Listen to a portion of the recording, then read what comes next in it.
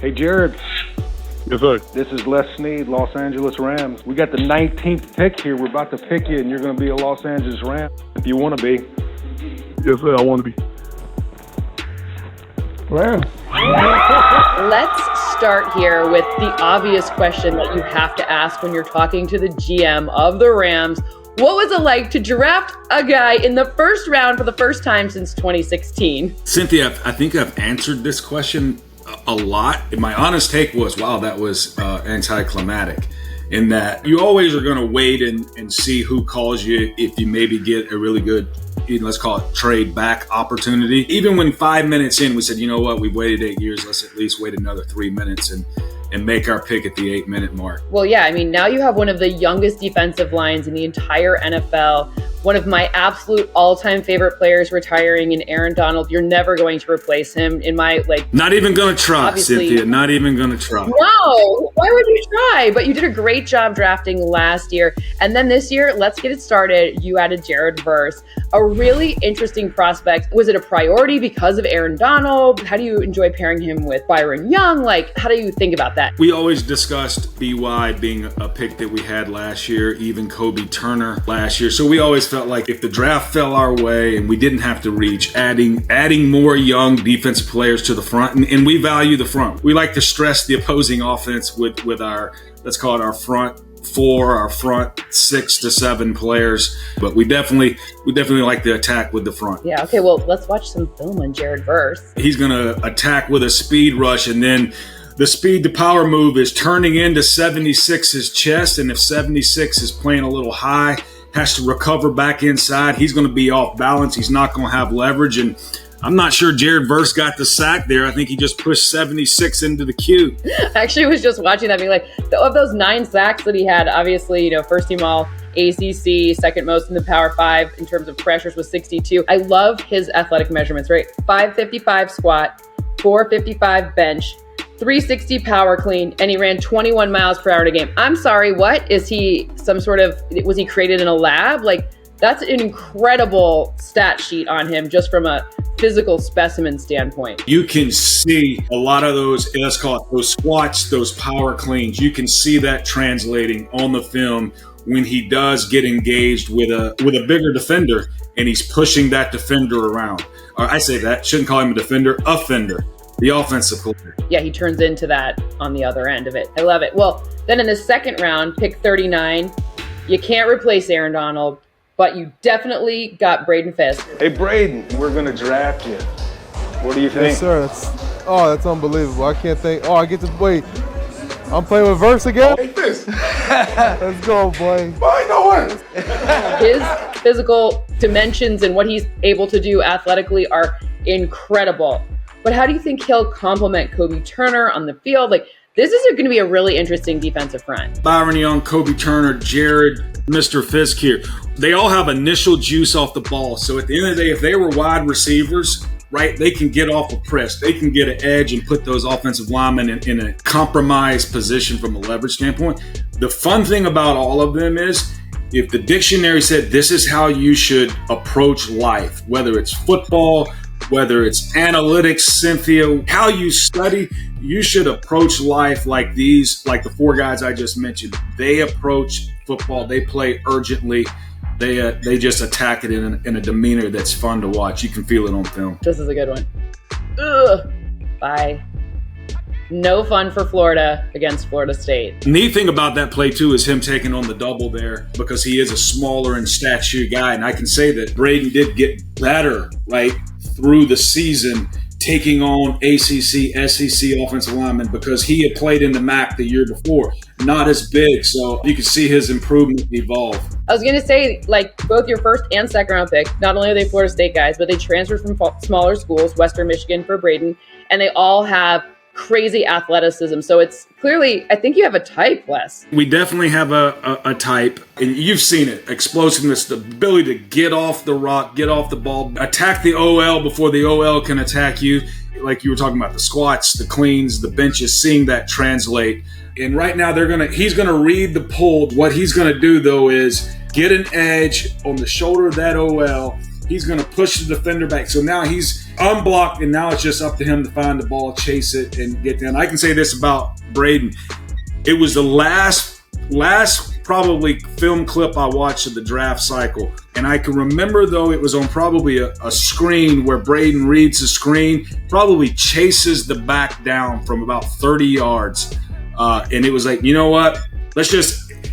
I want that to be the last clip that I watched during the 2024 draft cycle. So that's just a fun play. Because Braden certainly didn't have to use energy making that play, especially at an all-star game in Mobile, Alabama.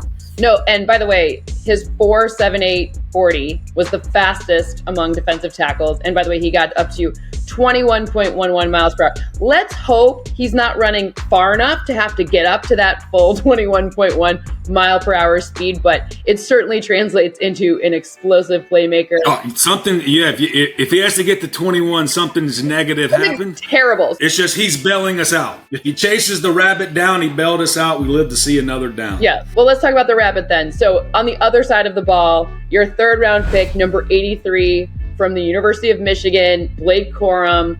This is an interesting one. We know that Kyron Williams played almost 55 snaps per game last season. That was the most among all running backs. We missed some time with injuries. And by the way, we know Sean McVay is like in his laboratory cooking up some crazy plays. Like, what is it that you like so much about Blake Corum? Hey, let's just put what Rich Eisen said when we drafted him. Just put that on. We can just move on to the next player, right? Blake Corum. Yes. Snead, you are a genius.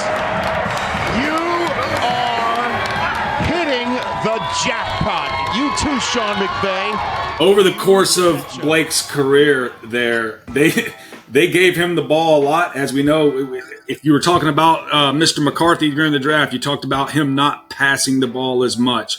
So they put a lot on number 2 here, and that's a great play to start with. Is we always talk about vision in the NFL because the holes are going to be tighter in the NFL. The players get a little bigger, faster. The schemes get a little more complex. It's just tighter air in there. Blake's central nervous system right there to kind of fill the hole, see it, and then take the initial hole and then make a cut back into some, I call it, white space. Sees the daylight and makes the most of it. Love all of that. His body control is one thing that really flagged in all of my models, his ability to absolutely shift direction, shift which foot he's pushing off of, but not lose his balance or lose speed. That was something that really showed up big for me. It also, in his 6.82 3-cone rate, top 10th percentile since 2003 amongst all running backs. When you see it translate to him making those moves, right? Starting one way and being able to change directions quickly and go another direction.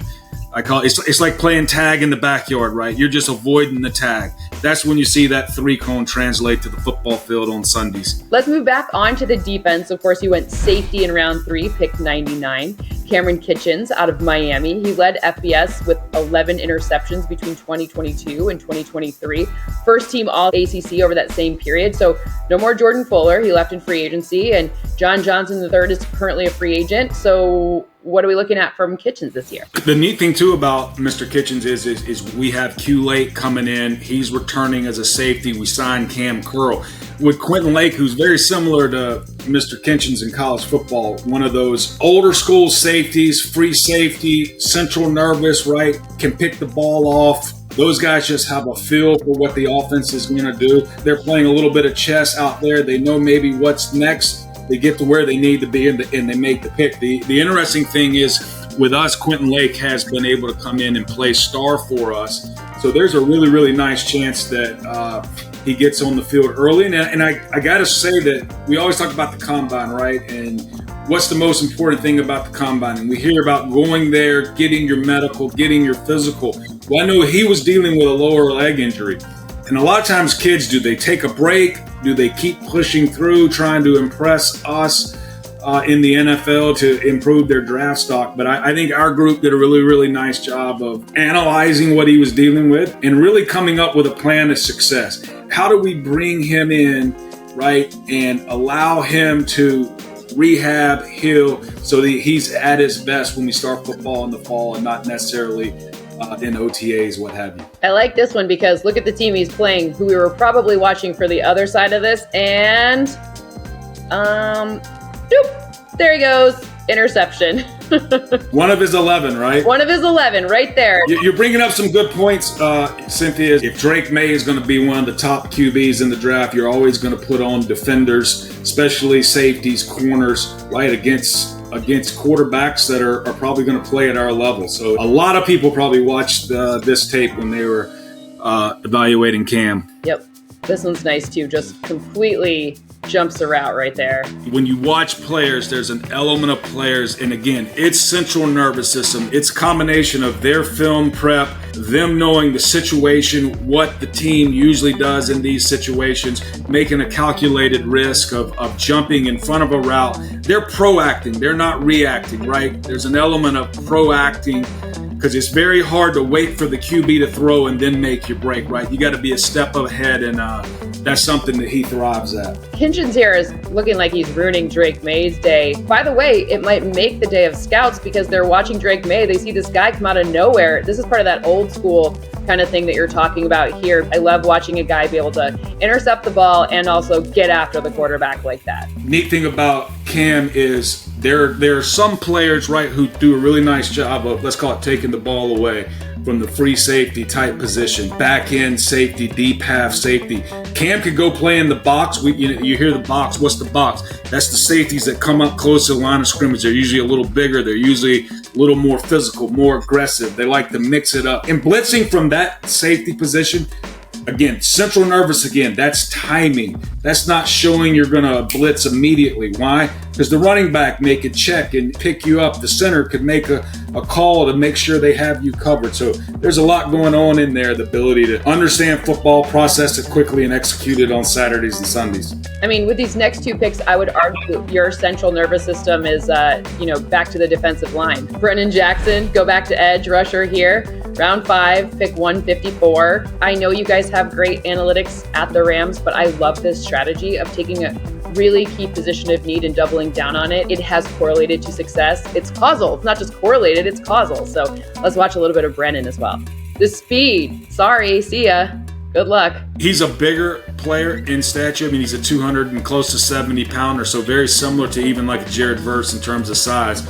And similar to Jared and Braden, just the way he played the game, the way he didn't give up on a play.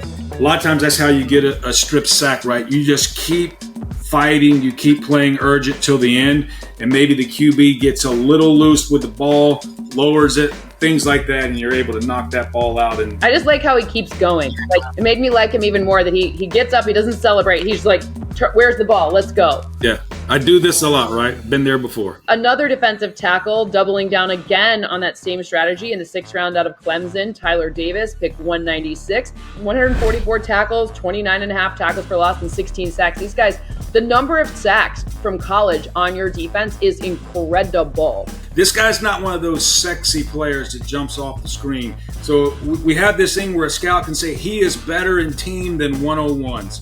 So when you go watch him at the Senior Bowl, he's not going to his one-on-one clips aren't going viral on social media, right, from Twitter, right, where a player has a really good one. You know what? We go back. That's not necessarily central nervous. That's an A to B drill, right? It's one-on-one. If you're a defense player, you don't have to play run or pass. You just got to beat the OL. You're just embarrassing the OL. You know what? But this is one of those players that may be less effective in one-on-ones. But right when you start playing football, now you start seeing those 144 tackles, those TFLs. He just knows how to play the football game and do what you're supposed to do as a defense. I love that. I mean, because obviously one-on-one stuff is great, but you're going to play with 10 other people, and there's 11 people on the other side. So it's really fascinating to watch. All over it, swarming was Tyler Davis. Then we get a kicker. Pick 209, Joshua Hardy. By the way, love this one. Here's a 54-yarder. Split the All-State. It doesn't get prettier than that. What did you see from him? You're like, all right, let's use a pick here. Let's do it. We always had our eye on it. We always were trying to somewhat play in the game. Wow, we go to pick. When we went to pick Brennan Jackson in the 5th, all 3 kickers were still there. We knew exactly who would draft the kicker. We kind of knew they didn't have many picks between that pick and the 6th. So guess what? Let's pick Brennan and wait and decide and kind of figure out what happens. I can say, being from the state of Alabama, when we lost the Alabama kicker, I did get a lot of hate text, from friends and family back home. But we're jacked to have Josh Riccardi from Stanford. I mean, they kind of seem a little fair, right? I mean, they're allowed to hate text you about that. Of anything to get a hate text about, it's at least a little. It's defensible. Okay, so this is always where I like to see your specific picks. You have done a masterful job of showing us what a late round wide receiver who, breaks some records might look like. What did you like about Jordan Whittington out of Texas? Again, pick 213 for anyone who's keeping track of the exact number. Again, you're another pick in the 6th round. It happened to be your 3rd pick in the 6th round. Texas, let me hear it. What do you like about this Longhorn? I think the best thing I would say is if you're playing college football, and let's just say you're not a starter, and Jordan's been a star. He's been a number 2. Well, last year the Texas goes to the portal. They bring in A.D. Mitchell. They got Xavier Worthy. He moves to the number 3 spot. What he did do is he could learn all 3. He played, all 4 special teams. He was a core special teams player. So he's one of those players, a lot of teenagers. I've got a few of them. I'm jacked that, they're moving on to life and I'm getting closer. I'm into the empty nest phase. But what do they do when they're not starting? What do they do when they're not the number 1, the number 2 option? They pout a lot. He's the opposite of that, right? He made the most of it. He played the hard downs, the dirty downs. We like our backup receivers to play special teams, to be able to block, to be able to learn all 3. Bo Limmer out of Arkansas. Started at all 3 interior positions in college. This guy had a next-gen stats 89, which just means he's super athletic, 8th highest among interior offensive linemen in the class. And by the way, his 36.5-inch vert, highest by any interior lineman since 2003. What are the expectations for Bo? What you don't often see is, how athletic is a center? So when someone like Bo goes to the combine and really, really lights it up, like, hey, look, and again, we call it the non-central nervous drills, but you want to see them translate on the football field. But what's really, really cool is a lot of times when you go to the combine and you light the combine up, but you also are a good football player, a football player who can play center, can process, can play multiple positions along the offensive line. That translates in the NFL, right? Because at the NFL, you're going to play better defenders. So in college, you might have been playing with 3 gears. In the NFL, you may need a 4th and a 5th gear. And when you show at the combine, you do have that 4th and 5th gear athletically, right? When you need to use it in the NFL, it's usually there and you don't have to stretch. I love it. And then with your 10th pick, KT Leviston played 51 games, some as reserve, and he was all Big 12 honorable mention, and he only allowed 2 sacks on 430 pass blocking snaps. So pretty darn good guy here, especially amazing value late in the draft. We picked a lot of players. I forget how many from the Senior Bowl. This KT went to the East-West game, and you're seeing him at K-State. He was their left tackle. A lot of times we call that a compliment. Sometimes you put one of your best players at left tackle, but he might be a guard at our level. So he goes to the East-West game, and he plays guard for the first time in a while, and it translates well, right? He's a lot of times you hear arm length. Well, when you watch him, this guy's arms, he was, mom, dad, God blessed him with very long arms, and he knows how to play with it, and he's very powerful with it. So he's able to, in this play, right, he's able to get those arms on you and keep that defender at arm's length, per se, and protect. So looking forward to seeing how he evolves, whether he can play let's call it 4 positions, both tackles and both guards, or if he's just an interior player for. I love all of that. And as a Hermosa resident, I have to thank you. I was at the draft in Detroit, but every single resident of Hermosa, of all of the South Bay, absolutely loved what you guys did for the community. I know, Cynthia, for your career, being in Detroit was probably good for that, right? Sitting kind of on the desk close by. But you know what? Next, wherever at Hermosa, again, you need to email the powers that be and say, I'd like to be on location. This is the year I think I could probably do my segment. I'm gonna have to keep that one in mind as we go forward. But yeah, it's so fun.